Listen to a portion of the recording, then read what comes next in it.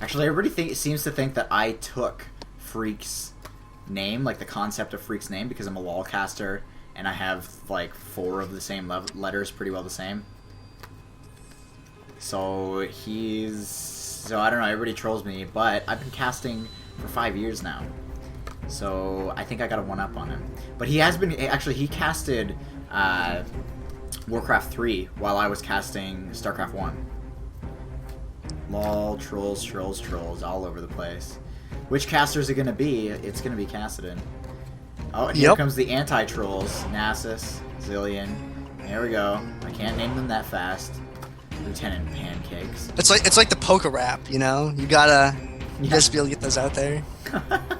Oh my lord, dude. Okay, you know how many views that would have? If there's a poke rap about LOL characters? We have to get to 150, and then I will definitely do that video. You know what? We've said it. I think no, the poke rap doesn't have all 150. If you remember, it was done in like little bits after each episode. I don't know if it actually has a full thing or not. If it's a full one, but we have to make that because now that we've said it, someone in the chat's gonna do it, and they're gonna get all those views, and I want those views. we need to make this on the goddamn spot. I think we should just You're gonna have to write it up right after this ends. Yeah. We should just have, we should just buy the rights to it. Yeah. Or y'all heard it right here. It's Frank's idea. Yeah, patent it. We're just gonna patent it. Oh yeah, done. I keep having really good ideas, but someone else always beats me to it. And it's not like they stole the idea, because it's always an idea that takes a lot of time to kind of put together, so you just know that they've been doing it beforehand. I wanted to make like trading cards, like baseball style, for StarCraft 2.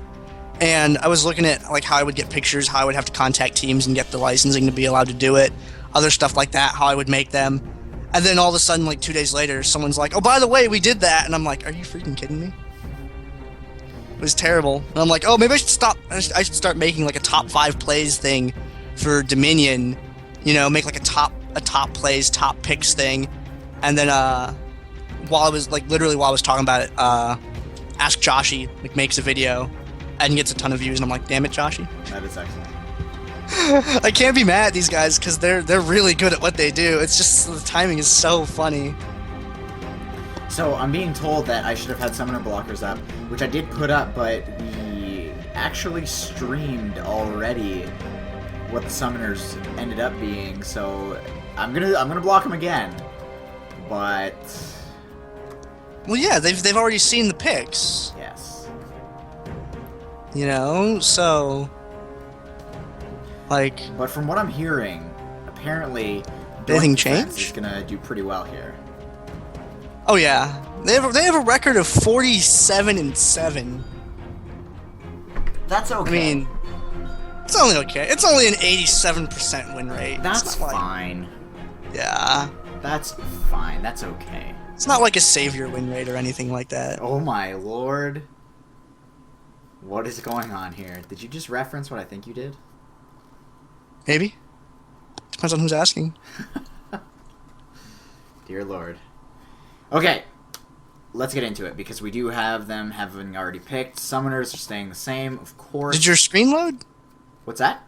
Is your screen like on the delay, or did it freak out again? No, it's just want to make sure. Delay. Okay, because I didn't tab over the stream. Yes. So we're at 2 minutes 30 seconds. We're rolling down here, and the summoners again. We are on the same summoners here. Kog'Maw with the only ignite in the game. Summoner heal on Amumu. That's a fancy one. I don't know how effective that's going to be here, because the action's going to be so fast and so intense, but with the lack of ignites from the opposite side here, I think they do not actually have any negate healing effects here. I'm trying to think of whether or not the bleed from Talon negates I think healing. Talon's does something, maybe. But I don't play him too often. Yes. I think it just does extra. I think it's just like kind of like Vlad's ult, where a percentage you get extra damage dealt. When somebody says Vlad, I shudder. Yeah. That's a scary, scary champ to lane against in normal mode. Yeah. But yeah, looking at these two teams here, see that heal on Amumu like you're talking about. Heal's good. Anytime that you have secret hit points, it's always good.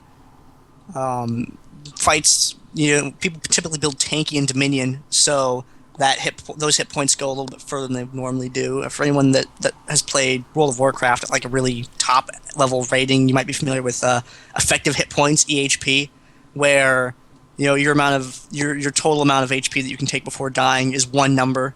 You factor in your resistances and things like that. It tells you how much damage you can actually take.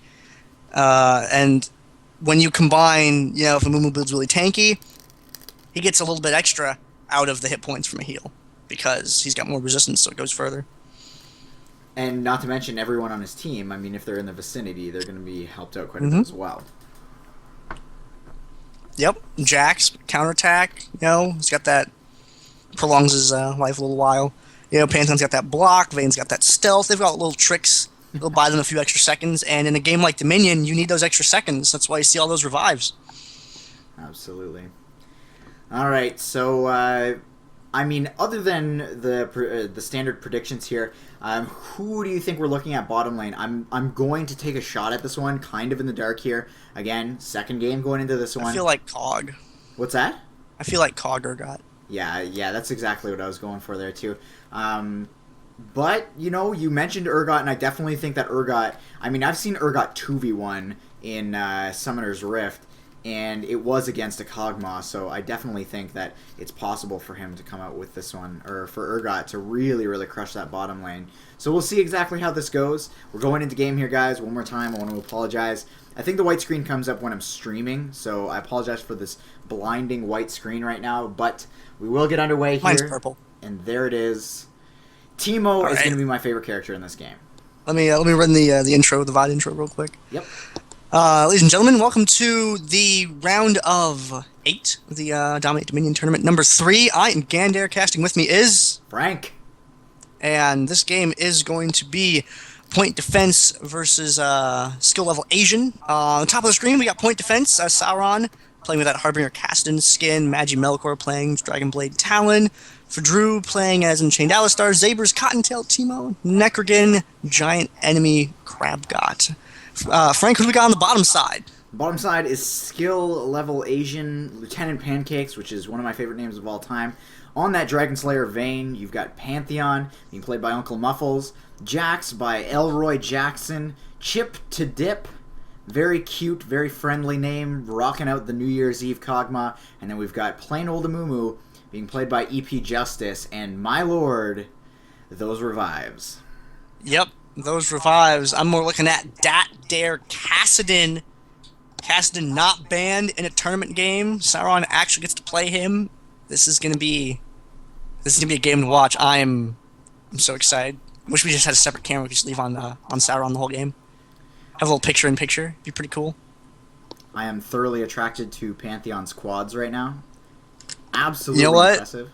You can't I can't argue with those at all. I'm physically unable to.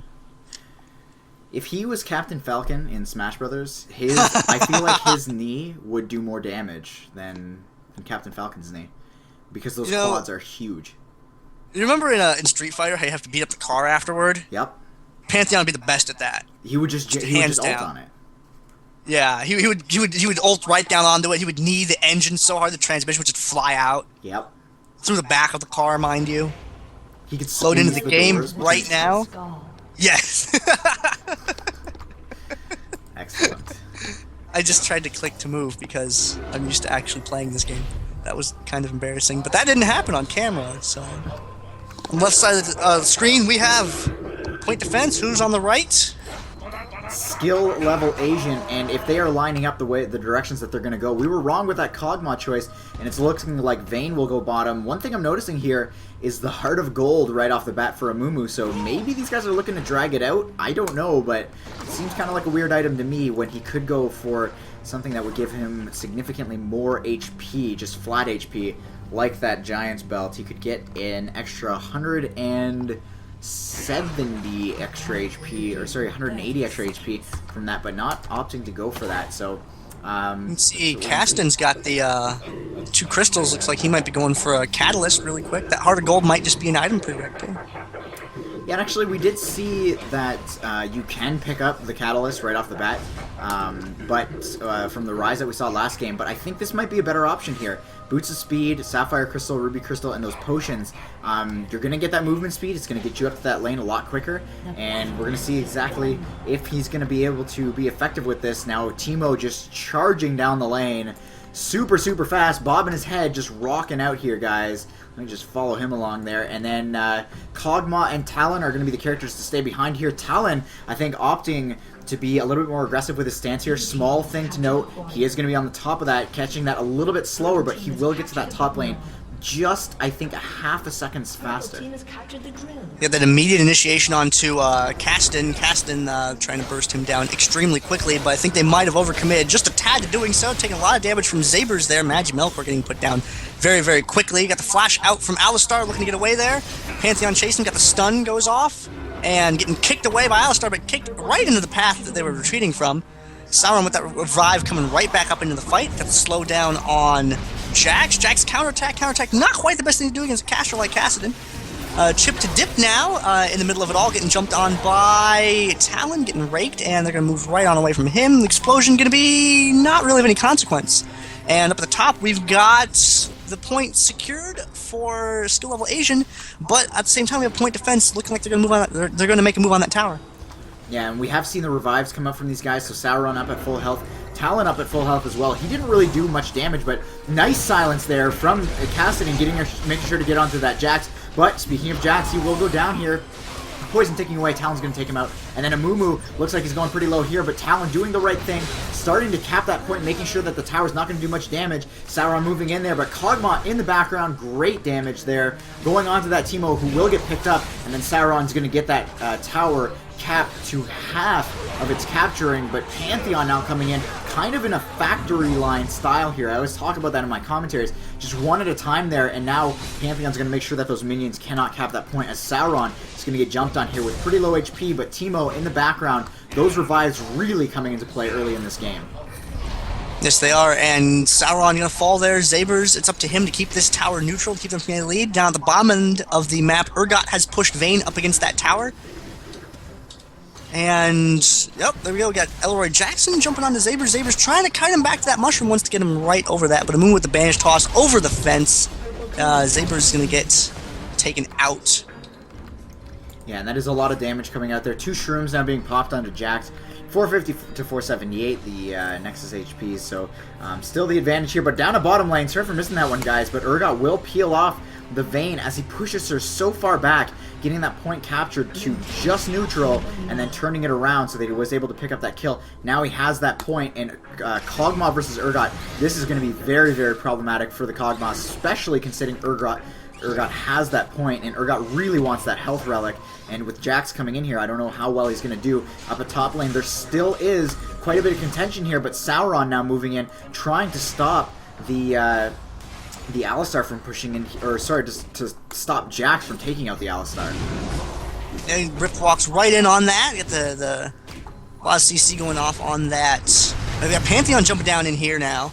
And Sauron going to duck out around the corner, pick up that health relic, and they're just trying to keep that point neutral, because a neutral point is still going to help you in the game. You don't actually have to capture a point. Look at Rift walking right through there, coming dangerously close to the laser.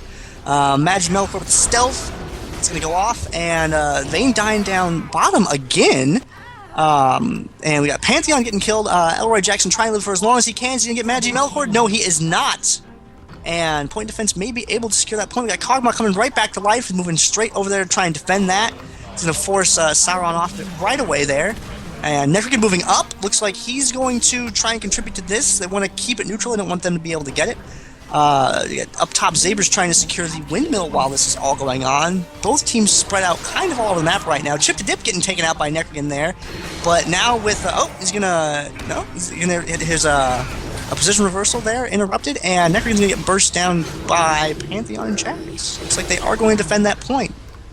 And you can see there a lot of damage coming up from Jax already. He's pretty well doubling the damage output that Pantheon has right now, though they are on the same team. That's definitely something to note here. And it looks like in the brush is Kassadin, Teemo, and Talon. They're going to jump onto these guys. Where's the silence coming out there? There's a jump forward. The rake, the ultimate. Talon doing so much damage there, helping to pick up that kill for Kassadin. Now Teemo's going to pick one up as well. Meanwhile, bottom lane, Vayne and Amumu are heading down to this bottom lane. The quests have been activated in Urgot. Oh no. Missing barely that saving that tower, but it's going to probably get neutral by the minion. Yes, it does. That is going to be problematic here, but with Alistar in the fray here, they might be able to defend this. Yep. If Alistar can keep him off it, no, he's going to jump in there. He's going to get the airborne off on them. We got the Amumu ultimate going down. Zaber's joining into the fight, and with the added firepower of Teemo, they are going to get taken out. And that point is going to be saved over just a little bit down the street from that. We have Pantheon Jax. Pantheon Jax, a very good combo when we're working together. You got the exhaust going down on Jax right there. But he's gonna try and focus Magic Melkor, not quite going to be able to do it. Uncle Muffin's taking a lot of damage, and damage from those two champs seem to be spread out a lot there, and they were not able to secure any kills before dying themselves. And meanwhile, though, top lane, and this is kind of important here, the quest point will go down, which is the windmill, and Kog'Maw just kind of backdooring that one. He's definitely going to be able to pick up that quest, so a nice job there. It's going to be a kind of a little bit of a boost to his team, but the points are still here in the advantage of Doint Prefence, who I refuse to call by their actual name because of what they signed up for in the tournament. Kog'Maw now heading back to defend this. Meanwhile, Amumu trying to duke it out here with the Kassadin. Kassadin going very low on mana, and like we mentioned at the beginning of this one, he does have the Tear of the Goddess as well as the Catalyst, and Amumu almost catching him there, but that super quick recall on Dominion just allowing him to get out of there just in the nick of time. Garrison going down on that bottom point there from Fadru. Elroy Jackson jumping in onto him with that leap strike, and it's going to force him to go pick up that health relic there. He's staying hidden out of sight, kind of wants to bait them into going and attacking that point there. Chip Dip getting caught in the middle there between Point Defense's team. Triple kill for Talon there.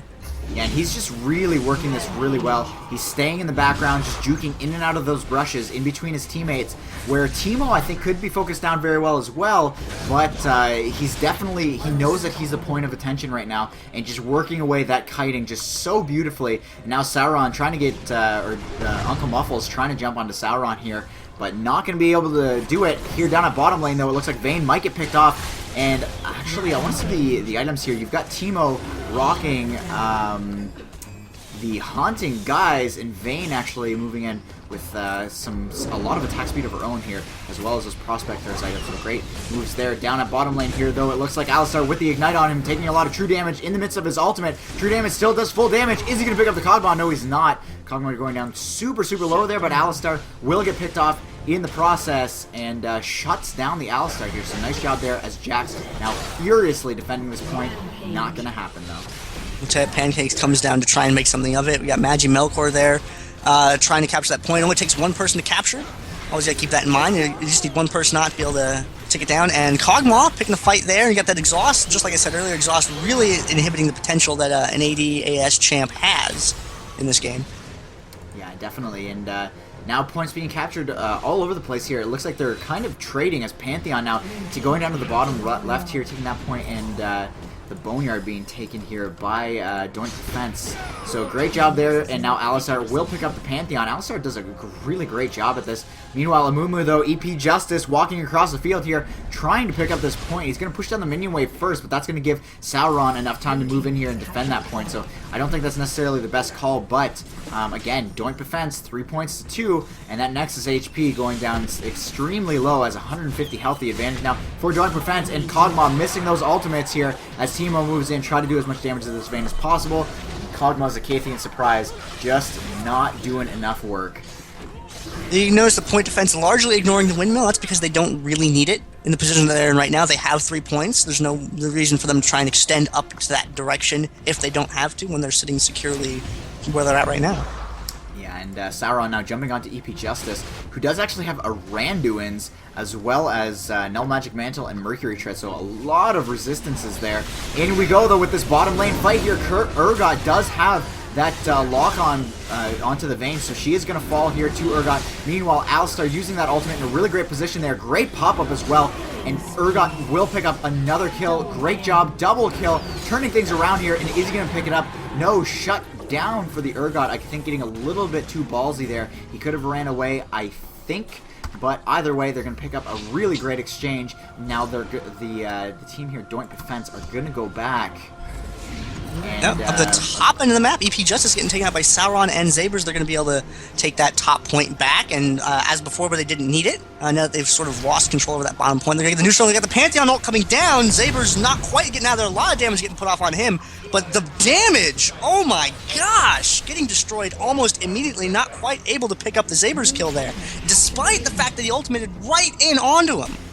I think he did actually pop a shroom, like, right where he landed. I think Teemo played that one pretty well. Not sure exactly what happened there. I did see something go off. I'm pretty sure it was a shroom, but alas, he does go down there, so that top point will go to Doink Defense. And meanwhile, Urgot down here is pounding away, just dealing the damage with that Talon and the Alistar for the CC, and just actually Alistar putting out quite a bit of damage himself. Frozen Heart and a lot of resistance here, so we were talking about that Frozen Heart on random different champions, and it will go on to the Alistar right now, which I think is a great call, especially when you're talking about Vayne here, and a lot of, like you mentioned before here, Gandair, just a lot of attack speed champions, but I think this exchange here in the top right at the drill is going to go in the favor, oh no, I thought it was going to go in the favor of Doink Defense, but they will not, as Kog'Maw steps into the fray. Lots of action happening here, and Vayne also going down as well.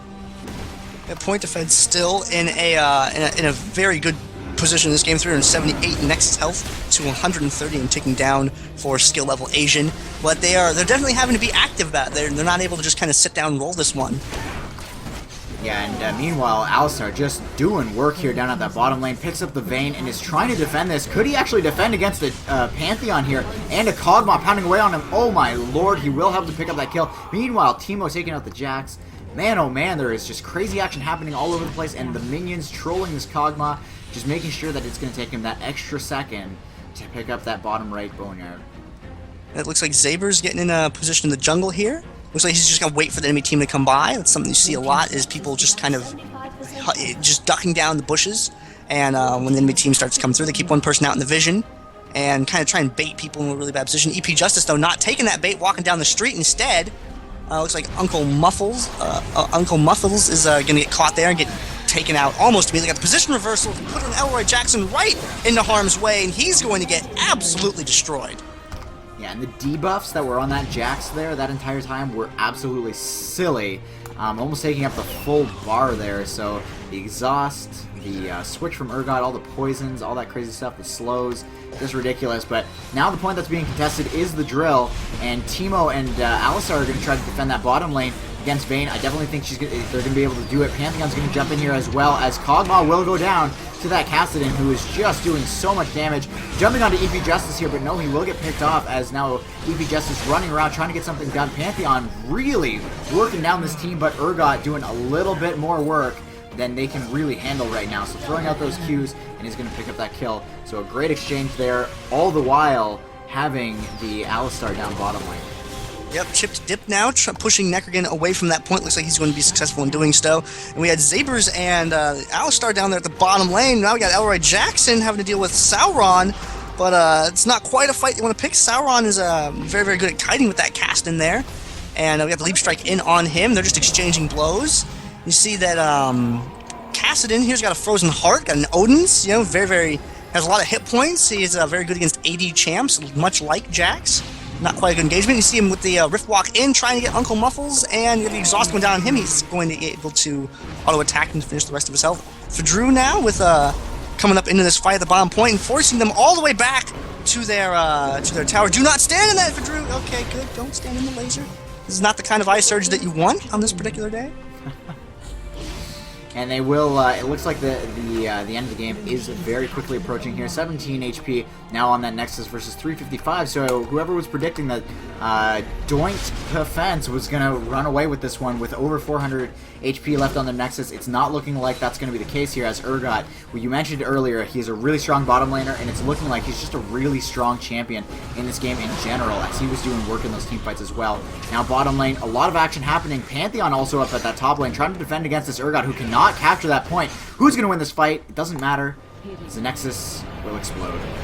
Yep. Which anyone can tell me, when did those Nexuses spawn? Not quite sure.